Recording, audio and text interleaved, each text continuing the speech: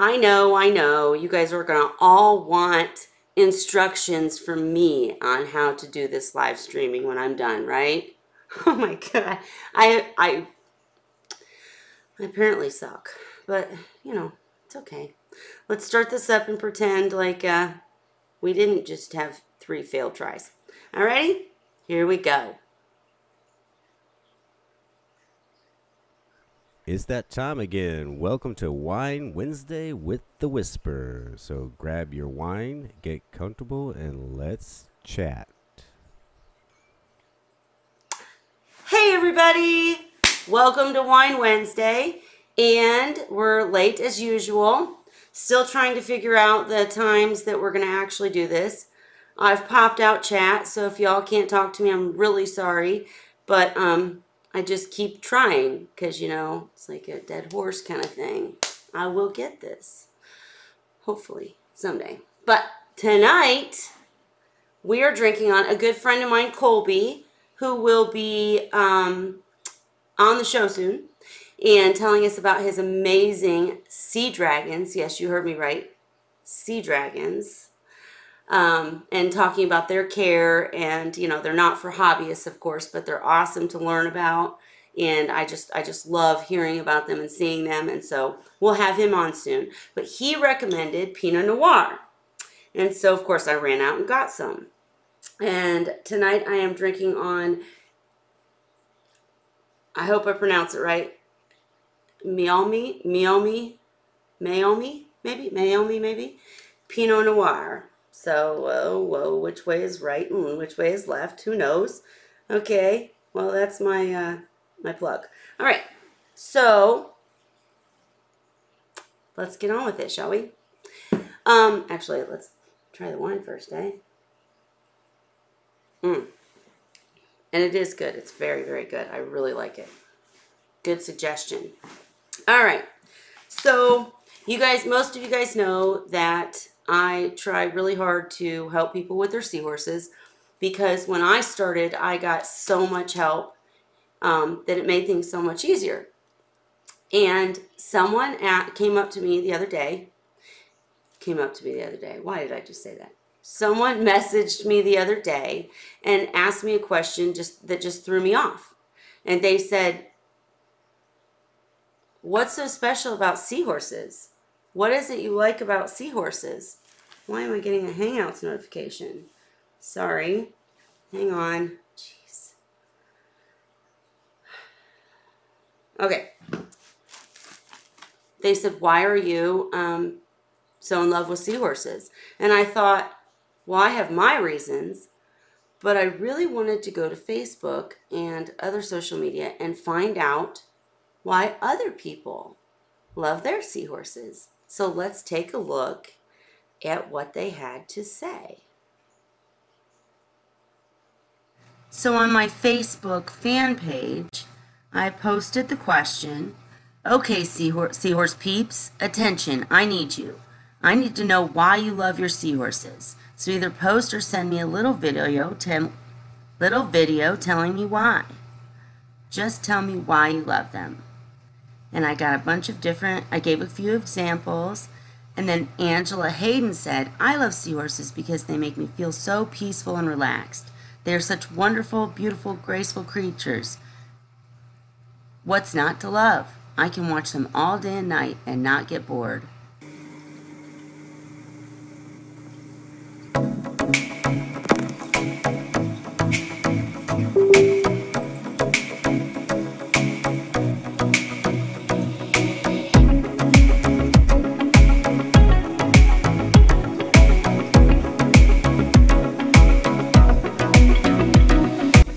Look at that little guy. How adorable.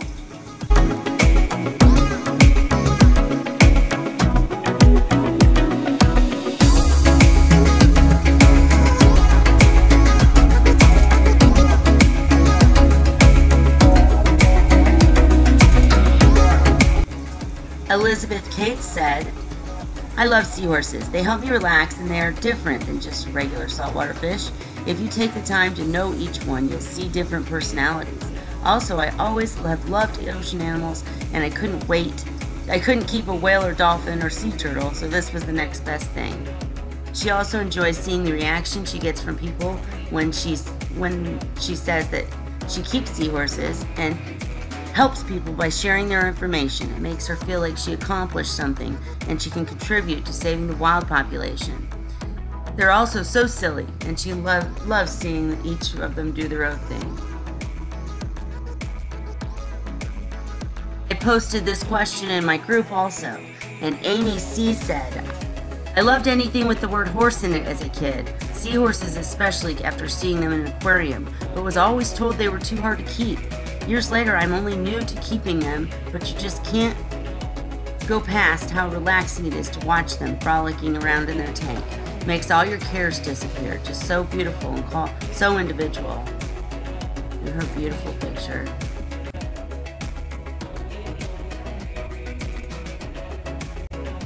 Oh, so many reasons to love seahorses.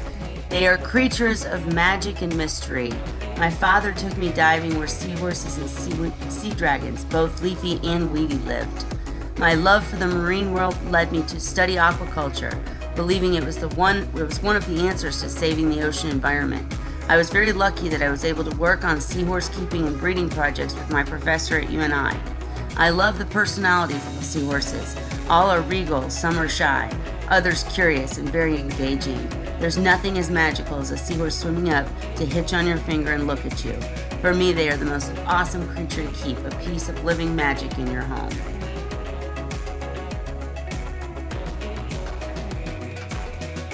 Tom Hornsby says, each morning when I walk in, they are waiting for me to feed them. If I go in earlier, they are courting their mates and doing magical swirling dances. Then they come for food, and if a lot of youngsters, they do a rugby tackle to get the best bits. And as they grow, they become more sedate and just so amazing. Ken and Jill Martin said, I've always been fascinated by their mesmerizing beauty. Now that amazing people like all of you have learned, bred, and trained them to eat frozen, I can finally keep them. My tank is all set up and ready. I cannot wait for my first pair.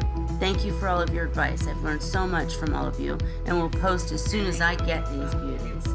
And this tank is Ken and Jill Martin's.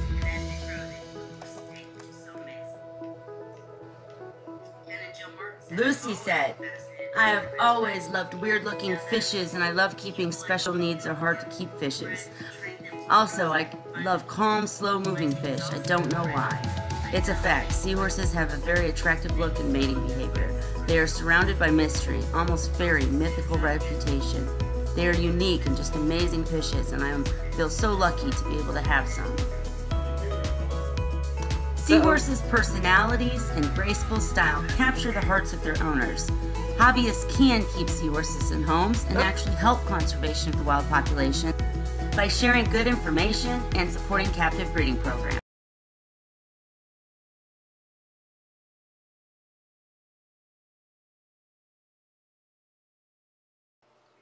So there's that. Okay, so just to let you guys know, what? Is it working or not? Oh, I still watch the video. Oh, sorry. Okay. I'm trying so hard, you guys, to get used to this stuff. And just to let you know, I'm having to look at my phone to see the chat because I popped out the wrong chat. I'm trying. I'm really trying. So I'm just going to talk, and Sean is going to tell me if you guys have some question or comment. And next time I'm going to try really hard to make sure that we can see your questions and comments as you can see the chat box. But I popped out the wrong one. You know, stuff happens. So, and I'm missing my sheet, so I'm going to totally wing it. All right. So, obviously, we have a lot of people that love their seahorses. For me, I would have to say that it's more, I've always thought seahorses were magical and awesome. And then, just like some other people said, they didn't think that they could actually keep them, you know, and want to do the right thing, you know, conservation and make sure that you're not taking from the wild. And, you know, I love my tanks, but it's a fine line between, you know, is it right? Is it right? to keep these animals in captivity when they otherwise would not be. And there's many points to consider, and I'm actually working on a really important article that I hope you guys all will read and enjoy. What? Oh, sorry. We'll read and enjoy. Oh yeah. Hey, Sean's going to join me and let me know if there's questions. Awesome. So just let me know. All right, cool. I feel so much better. Sorry, guys. I hate not being able to talk to you. We're going to probably go back to Hangouts. But back to the point. What was my point? What was I saying? Sorry. So, let's see. I can hear that, though. You got to turn it down. All right, I'm sorry. We're still practicing here. But for me, for me. So I didn't think you could keep seahorses in aquariums, and then I questioned whether it was the right thing to do. And by speaking to other people and becoming more educated, I started understanding that there are tons of threats to seahorses in the wild. Not just pollution, habitat destruction. I mean, these are things that we as hobbyists and all people should be, fighting against and joining the multiple teams that I will mention in the article and try to mention tonight if I remember. But there's multiple, different projects and programs that are trying to fix the ocean. Yay. Definitely important, definitely something that we need to care about. However, I don't think there's anything wrong to having aquariums, especially with seahorses, because of the multiple steps that captive breeding programs have taken. Okay?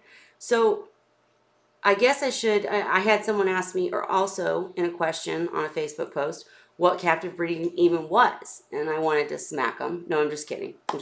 But I was like, really? People don't know what that is? So for anybody who doesn't know, basically what that means, there are multiple different types of breeding programs.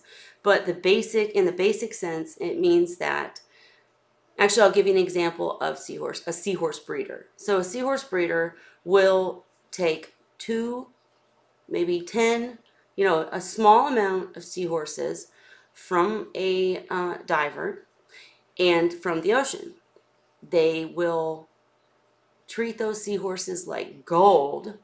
I mean, it's almost better. I know I shouldn't say better. Okay, everybody's going to beat me up for that one. It's not better, but they literally condition them. They put them in the best water that they can. They provide them with a sterile environment. If they have any problems that came from the ocean water, like we're dumping plastics in the water, we got pollution in the water, runoff, it's a mess, which I'll discuss at another time.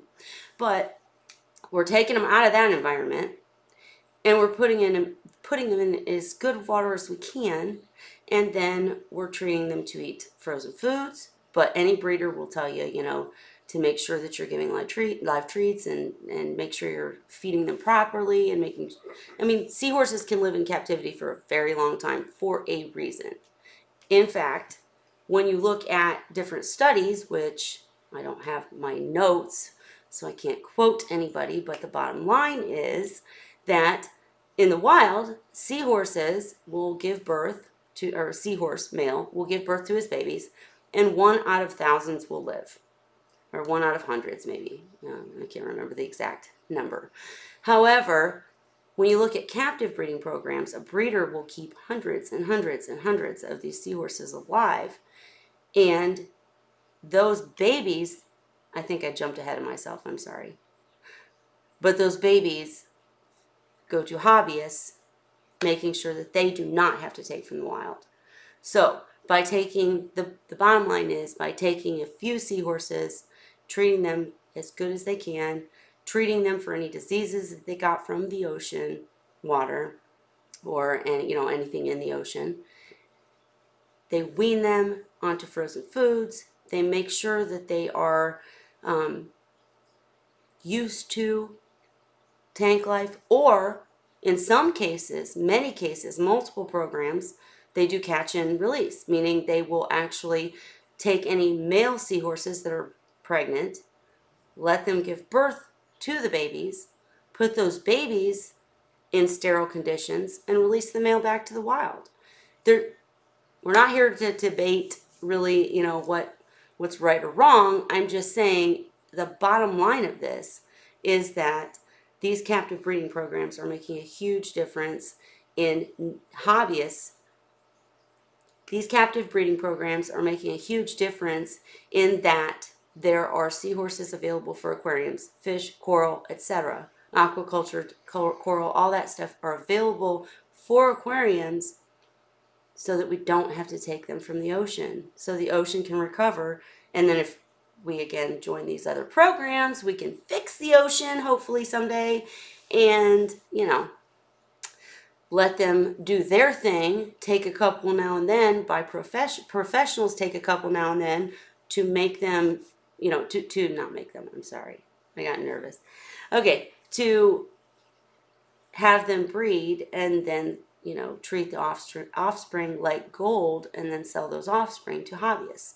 So captive breeding programs, no matter which one you're talking about, as long as they are using sustainable practices and doing their best to make sure that actually I'm not gonna say that. Captive breeding programs are a great answer, is the bottom line, because you've got you're leaving the wild seahorses in the sea. Now, that being said, we've also got programs like Marine Breeding Initiative, who encourage hobbyists to become breeders. So basically, if for the aquarium hobby, if there are fish that are not currently being bred in captivity, when someone's fish has babies, if they head on over to the Marine Breeding Initiative, they're going to get help by the professionals, by people who've been doing this for a long time, and they're going to get assistance in trying to be successful. Do somebody have a question? Hi, Cruz. I have no idea how to add anybody to this, so I'm sorry. I'm just rambling, and I'm probably making mistakes, but the article will be much better because I'm going to talk about the benefits to captive breeding and to all of those Hi, my opinion. Okay, so getting back to the point, Marine Breeding Initiative is awesome. I go to their workshop every year, and I learn from people that have way more knowledge than me about so many things. And half the time, actually this past year, I went with Victoria Crow. Hey, Victoria. And we both sat there looking at each other going, huh? What are they saying? What's that? I said, what? But we also learned a lot, and we figured out how to do better with our seahorses and maybe making a difference in that if we were able to become better breeders even for local, establishments, or Victoria's much further than that. She's an actual breeder. But the bottom line is, that makes a difference because the more that hobbyists start breeding and become successful at it and can get the advice from people who really, really know what they're doing, the less we take from the ocean. So I know I've rambled and I know I've jumped around, but the bottom line is you can have a saltwater aquarium or a seahorse tank and still say you're about conservation, just like me. I mean, I personally have only bought captive bred seahorses. I would advise any hobbyist to always buy captive bred seahorses because there's benefits to us too. If you're new or if you're old like me, but there's benefits to us too because we get seahorses that don't need to be treated for all those diseases. They don't need to be dewormed. They don't need to be they don't need to have a really, really long quarantine period because they're used to tank life. Sometimes people need to quarantine wild seahorses for a very long time just for the simple fact that they're skittish and they're, oh no. My opinion's got my back. Thanks for handling the questions, buddy. I can't even see them. So, My opinion's a mod. He knows what's up. But, and I will, of course, answer them if I can. But my opinion's got this. But, I feel really bad for popping out the wrong chat, you guys. I'm sorry. Let's have a cheers. Let's have some wine. Really. What? Oh, okay. Sean, you can answer too. Shoot, answer for me. You know how I feel about everything. Anyhow, I wanted to have a conversation. Of course, I can't see what anybody says, so I'm just up here rambling. But the bottom line is, I just really believe that we as hobbyists can make a difference if we try our best to only buy captive bred seahorses, coral, aquacultured coral, fish that have been captive bred. And of course, there are some that cannot be captive bred yet. But like I said, then we've got MBI right there helping you every step of the way.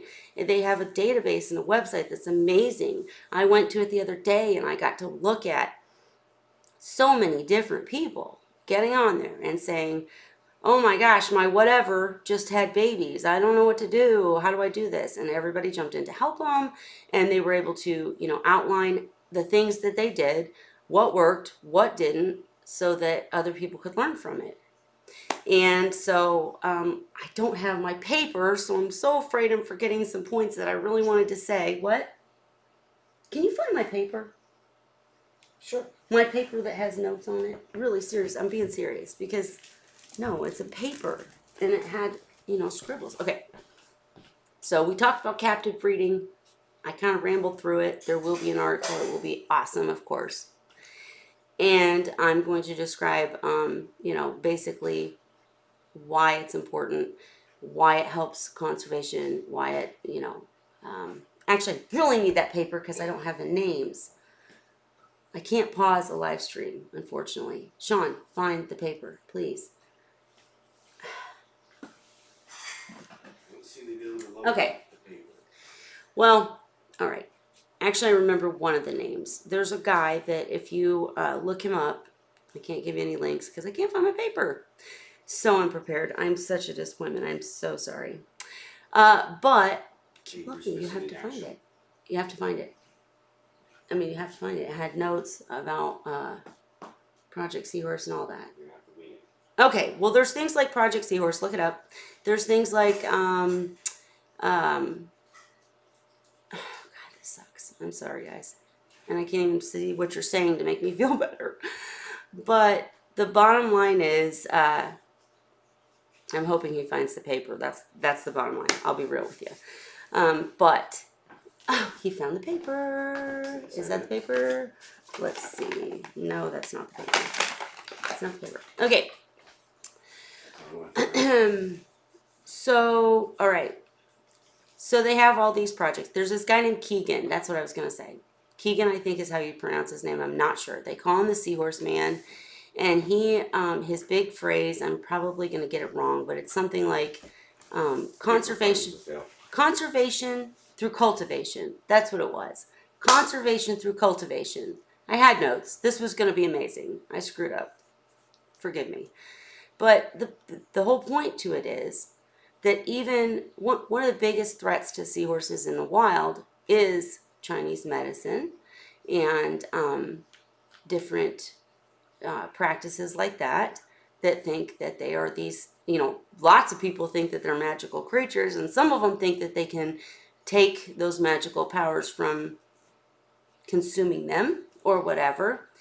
And, instead, and the thing is, in society today, when you get up and you say, that's so wrong, that is wrong, ban it, ban it, ban it, it just doesn't work. It doesn't work because that just leads to people sneaking and doing things on the side, and, certain countries or people not coming together and agreeing and who's the boss kind of stuff, and you just can't control other people. So what a couple of different people that I've been reading about lately that really impressed me, like Keegan, like, oh gosh, I cannot believe I can't think of her name. Oh my gosh. well, Project Seahorses, Amanda Vincent, I think is her name. People like that, instead of, they may have at one point said, ban it, ban it, ban it. But now they work a lot, I am so stumbling over my words. Okay. They do a lot of programs that do try to work with governments and such to ban or limit collection of seahorses and certain things. But they also work with the enemy. I don't want to say enemy, that's a bad word. But they work with, like, for instance, the point that I'm trying to get to, I'm sorry. The point that I'm trying to get to is that in one of Keegan's videos, he talks about going over and speaking with authorities in China and actually thinking about possibly selling seahorses to them so that they would stop taking them from the wild. I'm not here to say right, wrong, or ugly. I'm just trying to point out the fact that we do need to worry about the ocean. The opposition. What? The opposition instead of the enemy. The opposition. That's still a bad word because it makes them sound wrong. I mean, if you were someone, from China watching this, you would say, what's this lady trying to tell me? Blah, blah, blah, blah, blah. I'm working really hard on being more open to different thought patterns and beliefs and such. And that's what these people did. That's exactly what people who matter and make a difference, like Keegan, like Amanda, that's what they do. They look at a problem, and instead of saying, your seahorses are literally going to go extinct because they're being overfished, overharvested, the habitat's destroyed, the ocean's crap, instead of just saying, that's it, everybody has to stop. Instead of that, they say, okay, what can we do to fix it? What can we do to fix it? Let's look at captive breeding programs. Let's look at how we can breed seahorses in captivity and get better at it so that we can supply the hobby with seahorses and not take from the ocean. Ooh, pour wine glass. Okay. They look at supporting different programs like MBI that will let hobbyists, instead of feeling like terrible that they, feeling terrible for whatever reason, they support them. They help them figure out how to deal with, their breeding fish and maybe keep them alive. And they give points and bonuses for when you're able to breed a new species. And they encourage breeding programs because it just makes a huge difference. Because if we're breeding them here, they're not being taken from there, is the bottom line. And even with coral, for anybody watching that's a reef person and not seahorse, I mean, think about it. How many problems do you have with coral that, comes directly from the ocean? And how many problems do you have with coral that comes from someone who's had it in their tank forever? There's typically not as many problems because these animals have a hard time adjusting to tank life.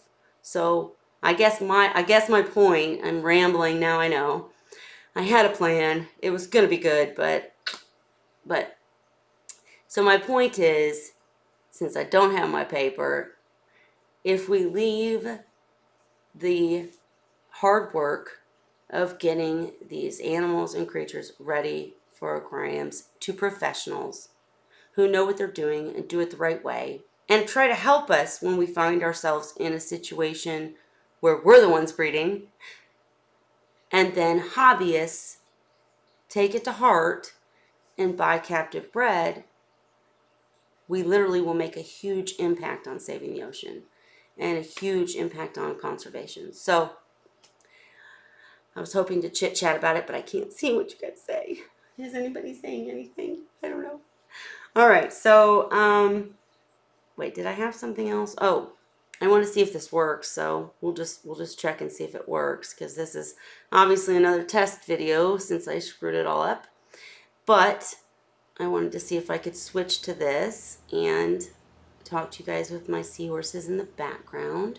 And I didn't green screen it. That's kind of tacky. But I hope you guys are all having what?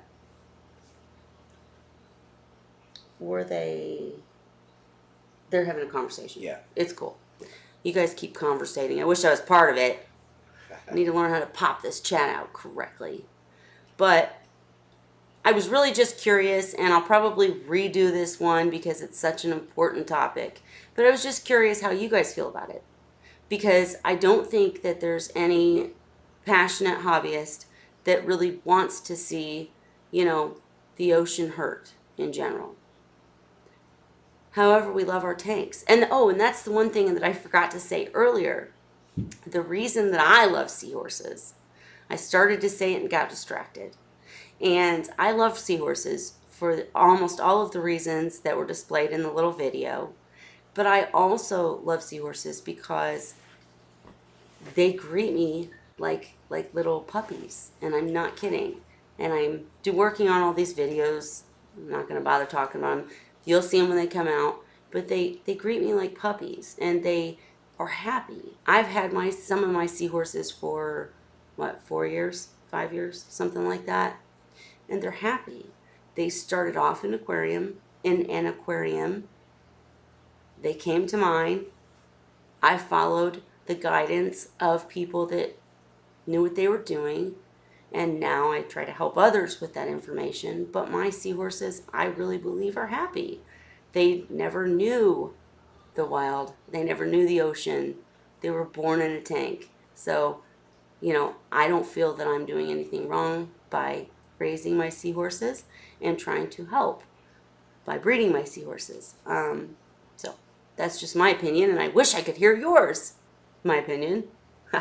He'll get it if nobody else does. But just curious about your guys' thoughts on this, and like I said, I'll probably do this again when I can see your comments and we can talk about it and maybe add people to it. But my hair is looking all crazy too. That's awesome. All right, well, and I will provide some links. And like I said, I'm working on this article because I really, I want to help people understand how aquariums don't have to, are you laughing at me? How aquariums don't have to be a bad thing. And I wish I had more videos set up so that I could show you guys how the piebalds and reed-eye are doing, but they're doing fantastic. And I do have those videos coming up. So I'm trying to think if there's anything else I have to say. I might even, you know what?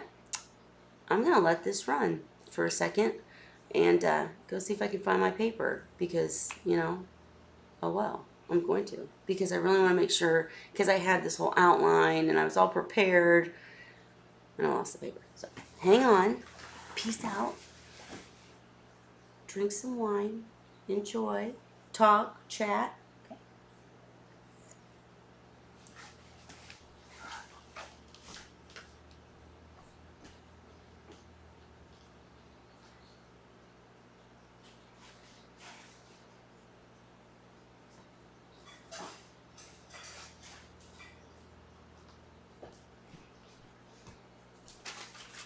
Right here. I knew it was right somewhere. Lisa said hi, beautiful. What? Lisa said hi, beautiful. Hey, Lisa! I didn't do a Hangouts because I'm trying to... Oh, I forgot to explain that too. The reason that I didn't do a Hangouts tonight is because I mentioned earlier that I'm going to have my friend who is so freaking amazing that he's able to care for sea dragons. He's not a hobbyist, he's a professional, but I'm going to have him on the channel and he's going to show us the sea dragons so that we can learn about their behaviors and about just seeing them makes me like tingly because it's so awesome. But anyways, I wanted to make sure that I was able to do a stream properly so that, I could have him on, so it'd be me and him, and not have people be able to talk over him or anything. So I just wanted to make sure that I could do this. So next week it'll probably be another Hangouts and we'll all chat again. And I appreciate you guys hanging out with me anyways and listening to me ramble. But this conservation topic is really important. So, and it really threw me off that people didn't know what captive breeding programs were. Many people have never even heard of the Marine Breeding Initiative or any of these other sources, and so I'm going to make an effort to share that information more often. So I was just testing again the OBS system so that I can prepare for this really important video that I'm going to do, live stream that I'm going to do. And you guys will all be able to ask questions, and I'll have the correct chat popped out. Let's see. So just to summarize here, because I can't do it now because I'm out of order, but oh, I did forget one thing, so I'm glad I found my paper. All right, so, as I was saying earlier, CB breeders go to a ton of work to make sure that we have healthy seahorses for the hobby. And they allow us to leave wild seahorses in the ocean.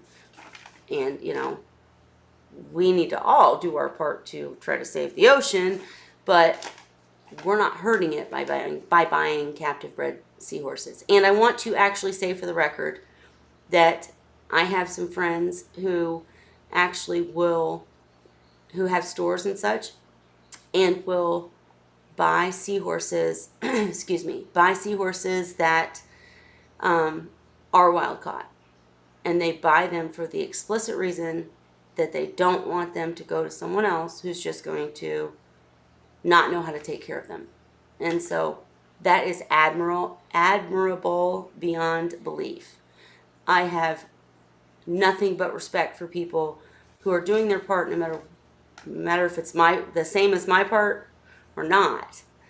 People that are trying to do the right thing, I have absolutely no judgment. So I do support captive breeding programs, but people that,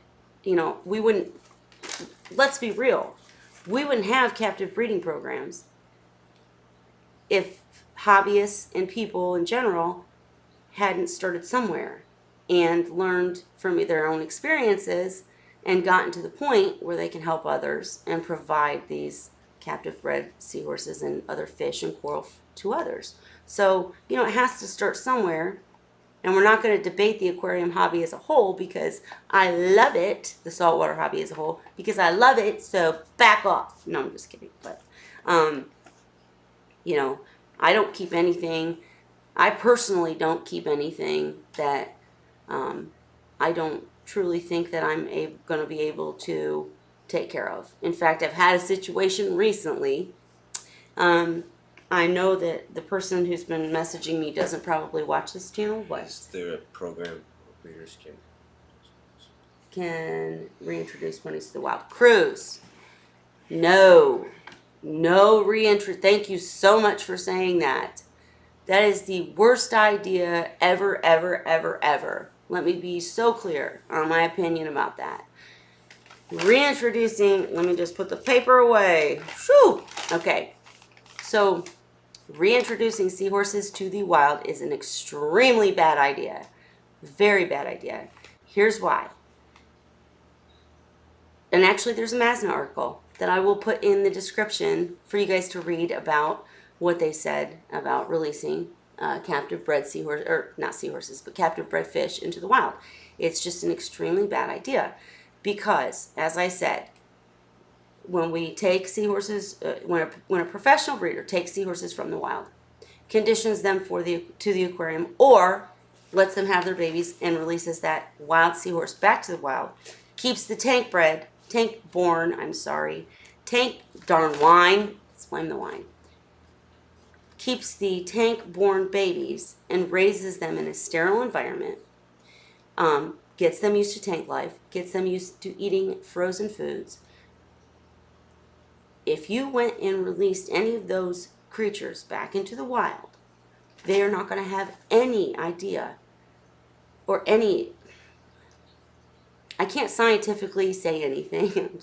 I can't scientifically say they don't have instincts that wild, because I'm sure they have the instincts, but they aren't going to be used to having to avoid predators. We set up our seahorse tanks, and especially a breeder will set up their tanks to be absolutely certain that they don't have predators. So they won't, I can't, it makes me want to cry seriously thinking about putting my seahorses back in the ocean because they would be dead in 2 seconds, without a doubt. They eat frozen foods. Yes, they'll eat the live foods as snacks, but they don't, and they'll pick through the macroalgae, and they'll go and they'll try to find food within the whatever, but they would probably likely not be able to find food if they were in the ocean. I mean, that's a whole different subject. Also, they've not been exposed.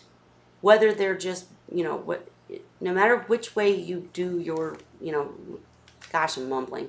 No matter which way you look at it, anything that's captive bred, that's, born in sterile is not the right word. Actually, I had it somewhere, but I don't know where. Any animal that's born in a situation in captivity, let's just say that, in captivity, they are not typically exposed to the same things that their wild relatives are. So, for instance, a seahorse breeder has them typically either in synthetic water, or not synthetic. Is it synthetic? Is that the word I'm looking for? What's the opposite of natural? Anyways, Natural. they have them in man-made water. Artificial, that's it. They have them in the artificial water, or they have them in natural salt water that's been, cleaned and sterilized and put through very small micron filters and etc. to get rid of all of those pathogens that are in the ocean currently. They don't want those in their tanks, especially if it's not a recirculating system. But either way, the seahorses hasn't been exposed to that. That's why that's why most people who help new seahorse keepers encourage new seahorse keepers not to mix seahorses from the wild with captive bred. I'm not even going to say either's bad. Whatever floats your boat, really, these days. I have my opinion. I'm going to promote it, but I don't look down on anybody for anything anymore. So, but you don't want to mix them because a seahorse from the wild has been exposed to different things than the seahorse from captivity. So if you try to mix them, you're going to have a mess. Same thing if you try to release a captive bred seahorse into the wild. They have not been exposed to anything that the ocean carries. So seahorses born in the wild will have, and I don't want to say immunity because they die all the time, but they'll have certain resistance to things, certain resistance to things that are in the ocean. Some questions or comments. I'll get up to it. But captive bred seahorses will have resistance to things that are in aquariums to an extent. We have to do our part to make sure it's as clean as possible.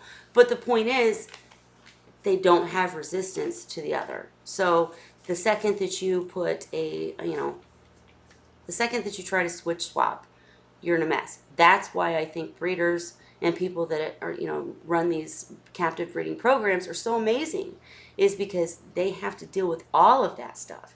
They have to treat the seahorses or animals or coral or whatever for all of the things that they brought in from the ocean, and or release them back if they were born in the ocean. But anything born in a tank should never be put back in the ocean. And I'll look at the questions now, but I'm telling you I'm right. Okay, what? All right. Not that comment. Already. Get Kelly prepped and ready for the difficult questions.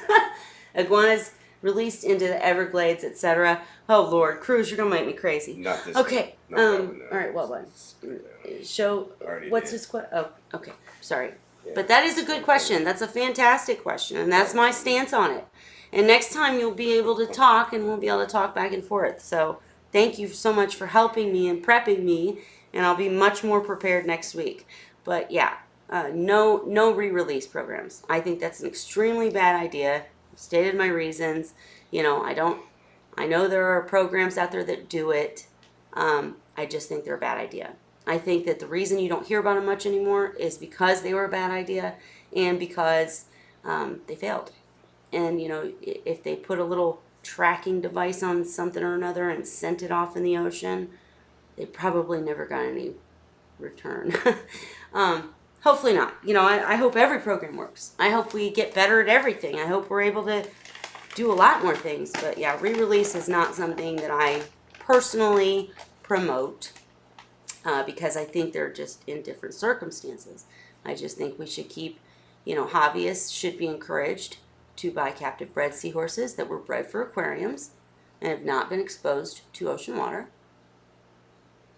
Not been exposed, I'll just leave it at the ocean. And, you know, wild seahorses should be able to stay in the ocean. And hopefully we can clean up the ocean for them. And then they can all be happy. And we can all live happily ever after. And my cute seahorses can, you know, stay in my tank. And live for years and years and years happily. Fat, fed, happy. So, okay. Okay, and I talked about, I think I've already talked, I know I've already talked about the fact that, you know, in the captive breeding programs, the fact that they share their information, whether it be MBI, that's dealing more with anyone, I think or that's a question. what? Let me see. Are seahorses at all depths in the ocean?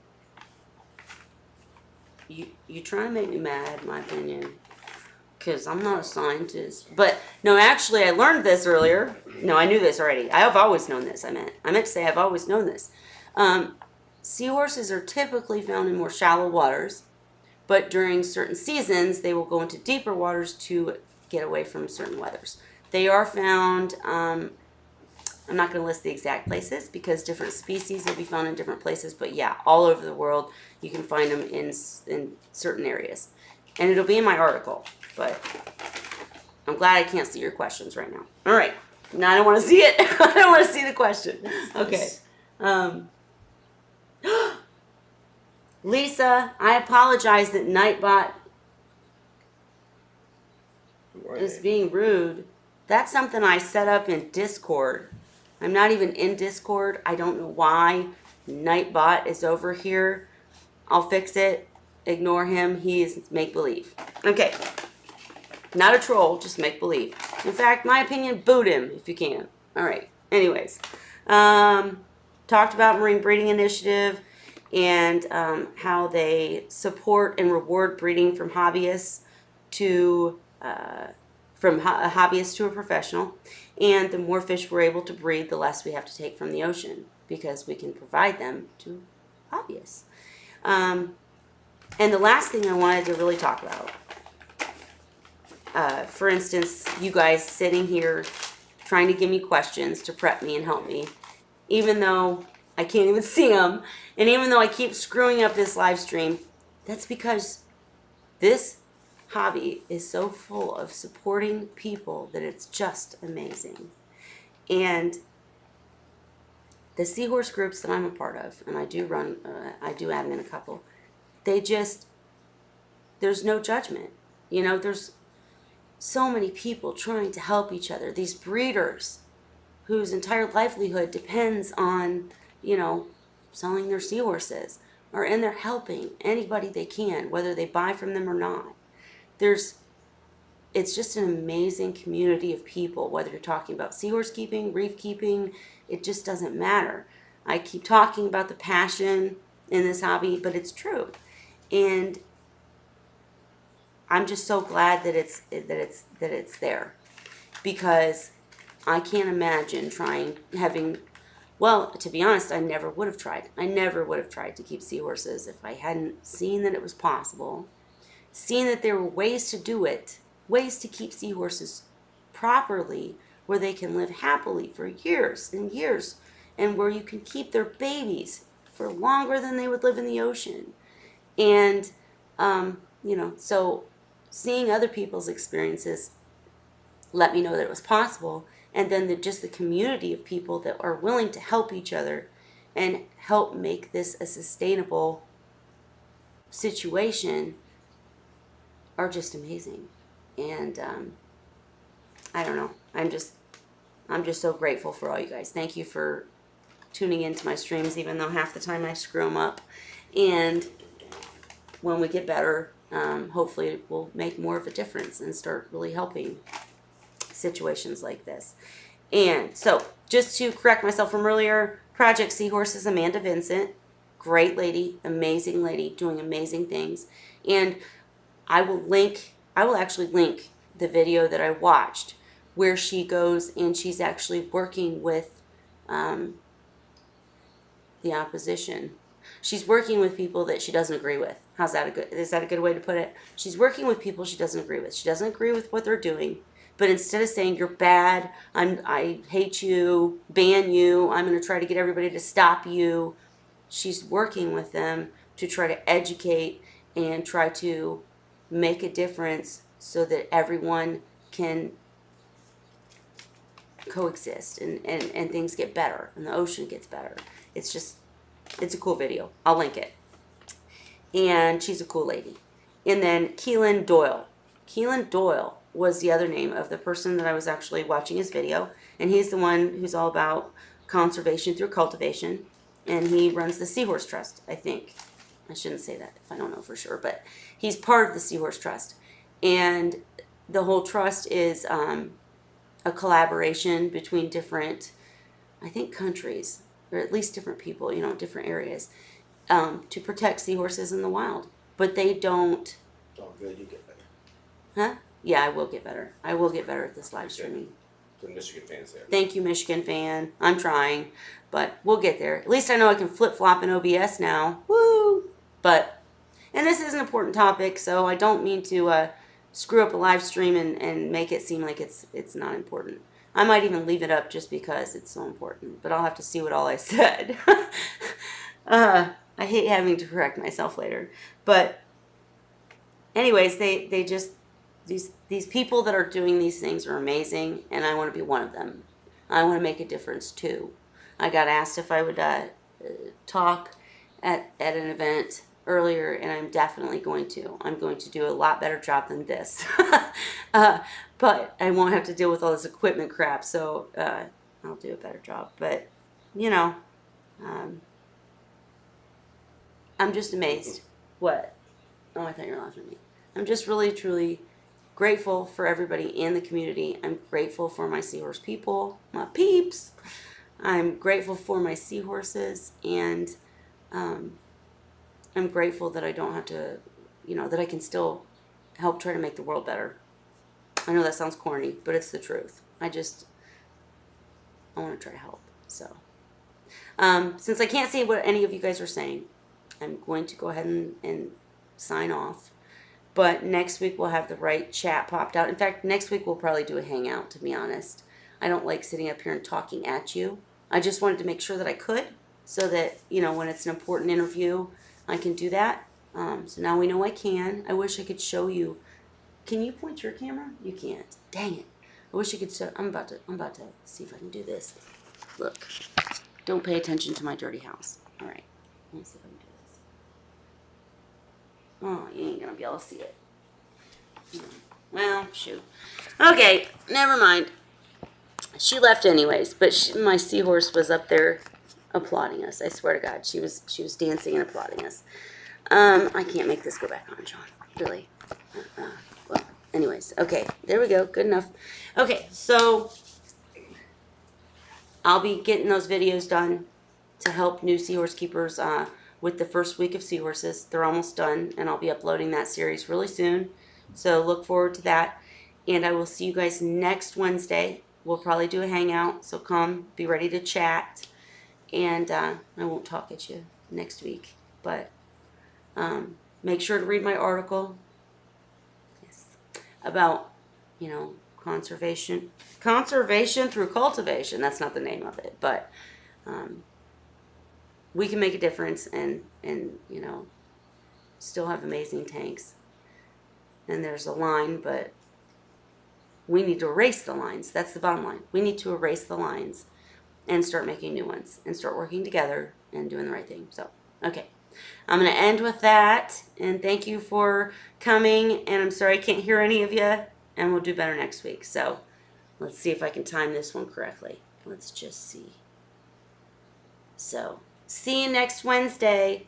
Cheers!